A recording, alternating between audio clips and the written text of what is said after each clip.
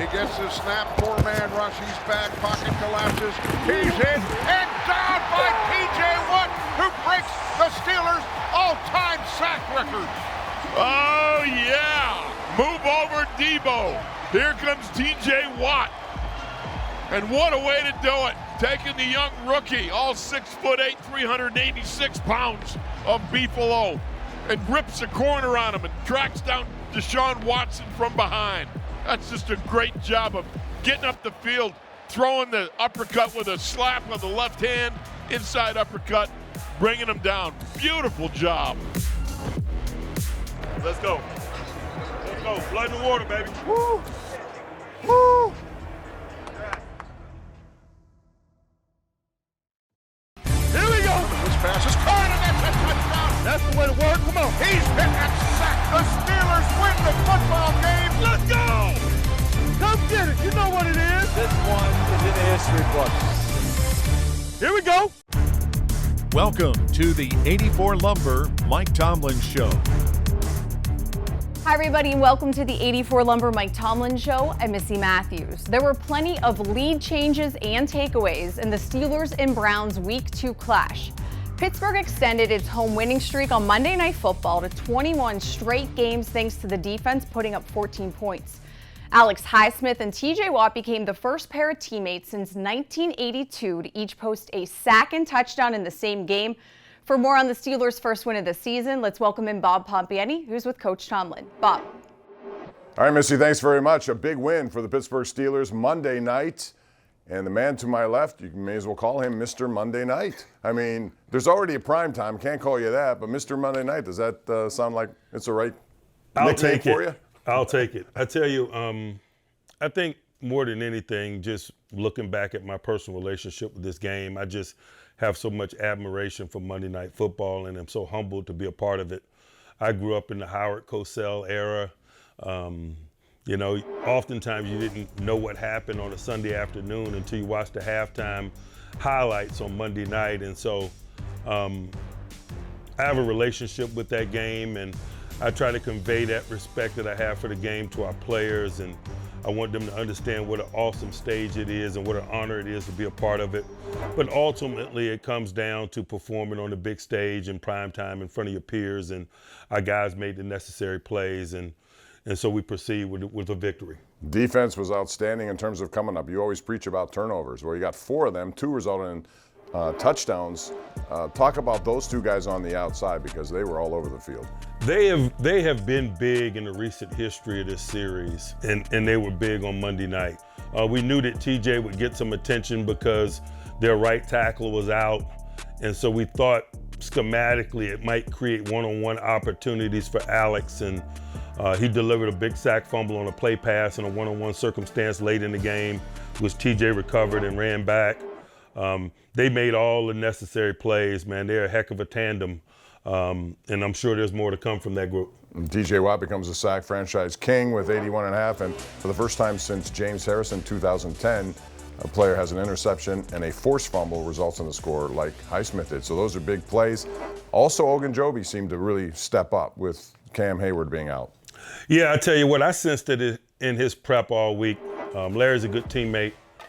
He understands the significance of Cam, and he knew where some of that responsibility would lie, not only in terms of playmaking, but presence. I thought he did a really good job of providing both and owning that responsibility, and I look forward to him to continue to do that. One of the things about playing good defense, oftentimes it's where you surrender the field, and last week you came out and said that Presley Harvin needed to be better. Well, he was better last night, and this field position really, I think, aided your defense, didn't it? Field position was a major component. We largely kept them on the long field, particularly in the second half, and Presley was a significant component of that. Now let's talk about offense. It's not, I guess, a good thing when your defense outscores your offense. 2 touchdowns in 2 weeks. But the one touchdown was a 71-yard play, and it was interesting. It looked like Kenny Pickett really sold it well. I mean, you moved to center, which took somebody, and then his eyes went left and moved somebody as well. Yeah, we wanted to catch a play pass, and probably most significantly is Myles Garrett wasn't in. You got to be really cautious about the islands that you put your tackles on when you're trying to throw the ball down the field. We saw an opportunity there. Myles Garrett wasn't in. We worked the play action component of it and found GP, and he was able to do what he does, which is run the space and deliver splash plays. And it was a significant play in the game, but obviously not enough of them. What has to change? What do you have to focus on to get this offense rolling a little bit? I really think it just starts initially with negativity. We got to, before you can build upon positivity, I think you got to eliminate negativity in your game. And we had some negative plays early on, some lost yardages in the run. We turned the ball over on a possession down.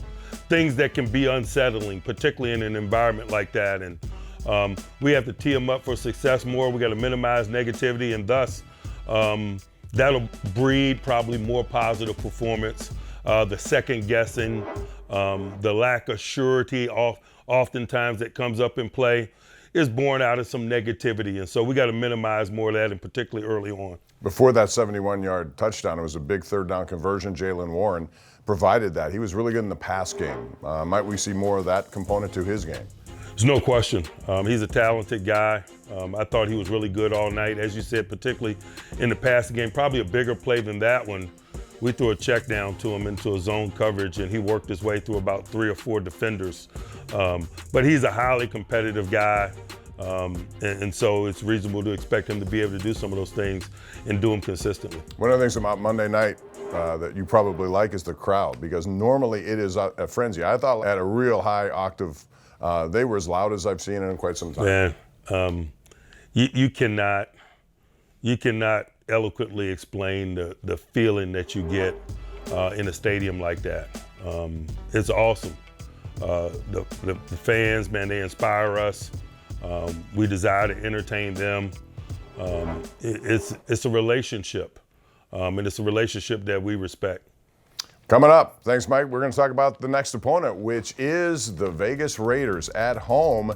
And this is going to be a big game. A lot of Steeler Nation fans will make that trip. And the Steelers are 1-1, so is Las Vegas. We'll break down the Raiders coming up when we continue with head coach Mike Tomlin. Missy, let's send it back over to you. All right, thanks so much, Bob. And I do have a feeling we're going to see a lot of Steelers Nation in the Sin City. For the Raiders, they will be facing a team coming off Monday Night Football for the second straight week.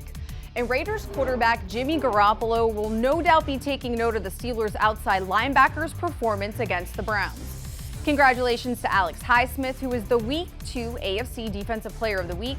He scored the fastest touchdown in Steelers history with his pick six 9 seconds into the game, along with 7 tackles, a sack, and forced fumble on the night.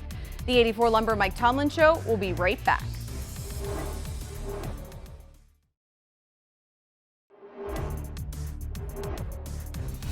Welcome back to the 84 Lumber Mike Tomlin Show. The Raiders had to start their 2023 season with back-to-back road games, so it probably makes sense they get to celebrate their home opener in primetime. And for the Steelers, this will mark their first trip to Allegiant Stadium in Las Vegas. And for more on this matchup of 1-1 teams, let's send it back over to Bob and Coach. Guys. Hey, Missy, thanks very much. Next up is another AFC game, and the Raiders, who are 1-1. They beat Denver, but they lost to Buffalo last week. And Coach, let's talk about just what you've seen from that team. They have a new quarterback. They've moved on from Derek Carr, Jimmy Garoppolo. And last week wasn't very good, but the first week was. What do you expect from him? You know, Garoppolo's a veteran player. He's been around, and so you expect him to rebound and bounce back from negative performance. I think that's how you get to become a veteran player. But just the overall trajectory of what they're doing, he's new to them. So you expect in September maybe to be less than fluid. I know that they're familiar with us. We've been in the stadium with them the last couple of years. We're familiar with them, and we expect fireworks. We expect that guy to be at his best. It is their first home game. They've been on the road the first 2 weeks, and from a quarterback perspective, that's significant. And so we're expecting the best of Garoppolo. But it's not just him. Jacobs is significant. We got to do a really good job in the run game. He's got quality eligibles, obviously, starting with number 17, who's arguably one of the best in the game. And so we're excited about this challenge. We're excited about taking our show on the road and addressing some of the challenges that come with playing in hostile venues and so forth. You have faced some outstanding running backs already with Christian McCaffrey, Nick Chubb, and unfortunately the injury last week. But Josh Jacobs off to sort of a slow start. have any reason for that, or is this one of those things at home where you got to expect the best from him?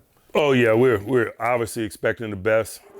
He's been in some challenging circumstances against really good defenses and some road game environments, and so we expect them to try to get him going, and that to be a positive catalyst for them. But it's our job to minimize him and those things.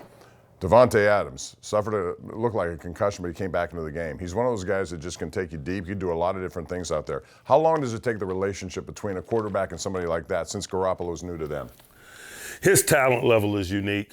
I could throw passes to Davante, taking nothing away of the maturation process of people coming together. He is just a unique talent.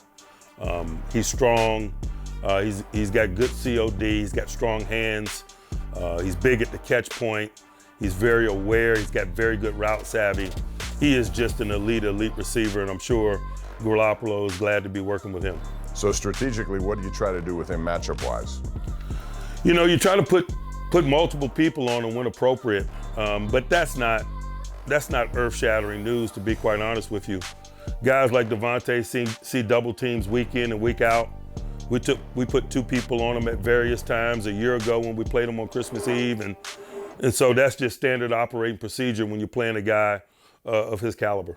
So defensively, Max Crosby, you've had success in first 2 games, limiting Nick Bosa, limiting Myles Garrett. What did you do in those 2 situations, and what do you have to do here? Sort of the same kind of thing with an elite pass rusher. It's really 2 things. First, you respect them schematically.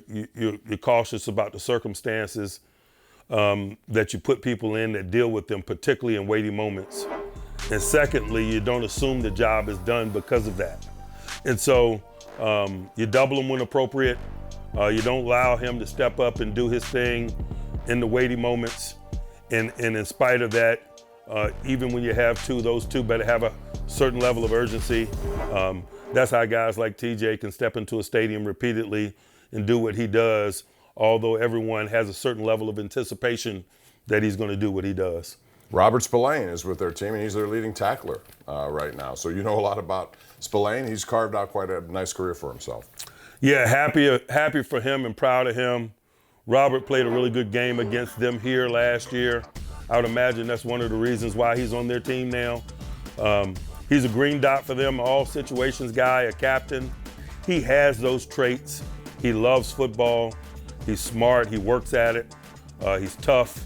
And so it's really cool to see a guy go and live out his thing in the manner in which Robert Spillane is, particularly a guy that came into this league as an undrafted free agent and a practice squad guy in the manner that he has. They've been able to give up some rushing yards. Buffalo did that to them, even Denver to a degree before we're shut down. Your offense and your offensive line, can you be successful? And if so, how do you do it against their defense? We have to be. We have to be in an effort to stay in advantageous possession down circumstances. We felt the effects of not doing that effectively over the last couple of weeks. You do it by making them respect your passing game and vice versa. They work hand in hand, and so I know that'll be our intentions.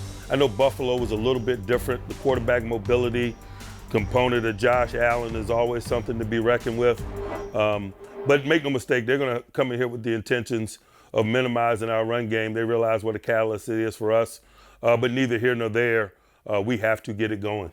It's going to be going on Sunday. It's the Steelers and the Raiders on Sunday Night Football. When we come back, we will talk with head coach Mike Tomlin about the keys to this game on Sunday night. Missy, let's turn it back over to you.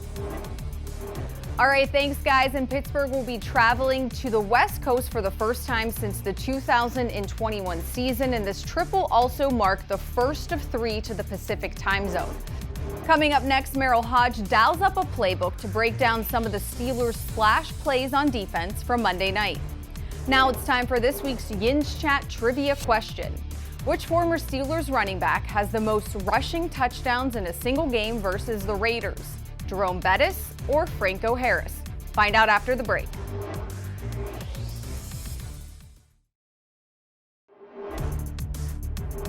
Welcome back to the 84 Lumber Mike Tomlin Show. Your Yins Chat trivia answer is Jerome Bettis with 3 touchdowns. Yins Chat's regular season challenge is back, and each week answer Steelers trivia and make game day picks for a chance to win signed helmets, jerseys, footballs, or even a trip to the 2024 NFL Draft. And new this season, doubling. Answer the day's questions correctly and get double the points.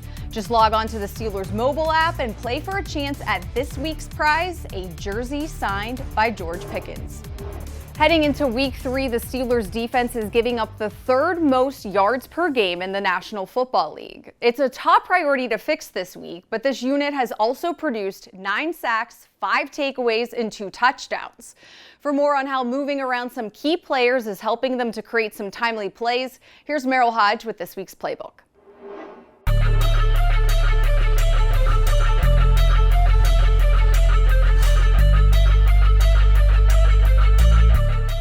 Hi everyone, welcome into the UPMC Rooney Sports Complex for the AccuSure Playbook. We're going to take a look at the Steeler defense and how much better it's getting from week 1 to week 2 and the expectation of week 3 against the Raiders. And we're going to start with the very first play of the game. There's 3 safeties on the field to start the game. So most people will, why are 3 safeties on the field and why is Minkah Fitzpatrick down here in the corner position? Well, there's a big reason for that, but first let's show where the safeties are. So Minkah's down here as a corner. Here's your other 2 safeties in their traditional spots. Now the reason that they have 3 safeties on the field, because they saw the personnel of the Cleveland Browns come out on the field and they said, okay, they have 3 tight ends. They got 1 tight end here, 1 tight end right here in the slot, and another tight end wide. That's why Minkah Fitzpatrick is wide. This indicates a lot of run. That's why they put 3 safeties on the field, thinking this might be a run. Well, they come out and empty. But once Chubb goes wide, now you know it's going to be a pass or a run by the quarterback. This is just a bad throw. As Watson drops back, I mean, really the tight end's open, but bounces off his hands. You know, Minkah has it, gets bounced around there, and then Highsmith, he catches it, takes it to the house. Beautiful way to start the game. TJ Watt, let's focus right where he is. And if you notice that he's up here and then he walks down, he does that for a reason. He is challenging, and Holcomb actually is going to come here to the wide. The combination of this little subtle shift really puts an enormous burden on your offensive line because they have to adjust to it in a second. But this is what ultimately has to happen. And keep in mind, they had a rookie here at right tackle. He has to adjust and take 55. And the guard has to adjust to take TJ Watt.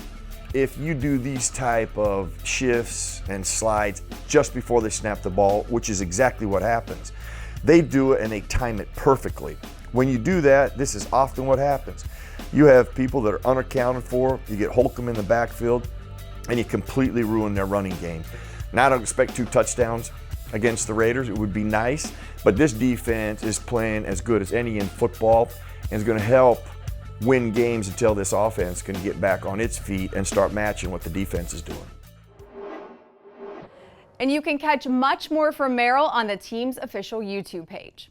Well, the history between the Steelers and the Raiders through the years has been well documented. They'll look to add to it on Sunday night when they face off in Las Vegas for the first time. Pittsburgh hasn't won on the road against them since 1995 and will be looking to stay in the win column. For more on how they can do it, let's welcome in Bob and Coach one final time for your keys to the game presented by your neighborhood Ford store. Guys.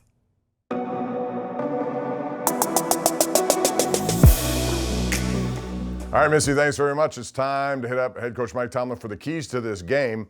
I would imagine fast starts. You guys have had trouble offensively getting going. What do you do to change that, especially in that environment? I think what you mentioned at the end is probably the most significant component of it. We got to warm up to the environmental component of play. We're playing on the road for the first time. We better quickly get familiar with the environment. First time in Vegas for me. Play clock locations and so forth in stadium. Where do you find information in game?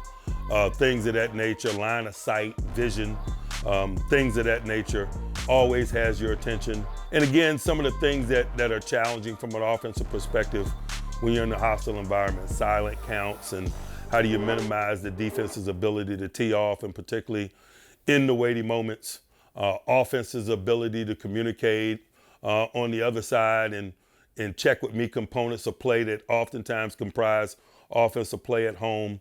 I want to see our group warm up to the environment collectively, quickly. And then there are certain other things that determine the outcome of games. The Vegas Raiders don't have a turnover this year. And I think that that's a big component of playing and nullifying an environment such as that. We got to take very good care of the ball. We hadn't done that in some instances in the first couple of weeks, and we've provided short fields for our opponent and put our defense on a few short fields. And we can't do that if we expect to get the type of fluid start that you mentioned or play in totality the way that we desire. Let's talk about Kenny Pickett. And first game to the second, there were some better plays, obviously, still some decision issues. On the road, how difficult is it for a quarterback like that, especially in his second year, first as there's some challenges of playing on the road, but also you'll find some quarterbacks and some teams that love the challenge, love the hostile environment component. I always felt that with him a year ago, particularly in the latter part of the season. I don't think that he's a guy that shrinks in competitive and challenging environments. I think he rises up in the face of it, and so I'm looking forward to him continuing to find fluidity in his play and continuing to get better as we push through this thing and chase our second AFC victory here this week. I know a lot of people are making a trip to Vegas, so it may seem like a home game, which I'm sure you like on the road. I won't be surprised when I see Steeler Nation in the building, man. They have a way of showing up, particularly in warm weather environments or in destination-like locations. And so look forward to seeing them, no doubt. Look forward to another good performance. Thanks, Coach. Appreciate it as always. Yep. That's going to do it for the Mike Tomlin Show. Thanks for joining us. So Steelers and Raiders coming at you on Sunday night. We'll be back again next week for another edition of the 84 Lumber Mike Tomlin Show. For Missy Matthews and head coach Mike Tomlin, I'm Bob Pompeani. Have a great weekend.